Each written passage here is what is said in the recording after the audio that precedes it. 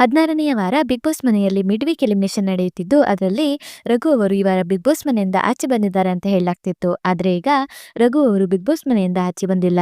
ಹಾಗಾದ್ರೆ 16ನೇ ವಾರದ mid weak elimination ಅಲ್ಲಿ ಬಿಗ್ ಬಾಸ್ ಮನೆಯಿಂದ ಆಚೆ ಬಂದಿದ್ದು ಯಾರು? ಹಾಗೆ ಟಾಪ್ 6 ನಲ್ಲಿ ಯಾವೆಲ್ಲ ಸ್ಪರ್ಧಿಗಳಿದ್ದಾರೆ ಅನ್ನೋದನ್ನ ಇವತ್ತಿನ ವಿಡಿಯೋದಲ್ಲಿ ನೋಡೋಣ ಬನ್ನಿ. ಅದಕ್ಕೂ ಮೊದಲು ಈ ವಿಡಿಯೋನ ಸ್ಕಿಪ್ ಮಾಡದೆ ಕೊನೆವರೆಗೆ ನೋಡಿ. ಹಾಗೆ ಕೆಳಗೆ ಕಾಣಿಸ್ತಿರೋ ಬೆಲ್ ಐಕಾನ್ ಅಲ್ಲಿ ಆಲ್ ಅನ್ನೋ ಆಪ್ಷನ್ ನ ಸೆಲೆಕ್ಟ್ ಮಾಡಿ. ಇದರಿಂದ ಪ್ರತಿ ವಿಡಿಯೋ ನೋಟಿಫಿಕೇಶನ್ ನಿಮಗೆ ತಪ್ಪದೆ ಸಿಗುತ್ತೆ. ಬನ್ನಿ ಈಗ ನೋಡೋಣ ಬಿಗ್ ಬಾಸ್ ಸೀಸನ್ 12ರ 16ನೇ ವಾರದಲ್ಲಿ ಮಿಡ್ ವೀಕ್ ಎಲಿಮಿನೇಷನ್ ಅಲ್ಲಿ ಬಿಗ್ ಬಾಸ್ ಮನೆಯಿಂದ ಹೊರಬಂದ ಆ ಸ್ಪರ್ಧಿ ಯಾರು ಎನ್ನುವುದನ್ನ.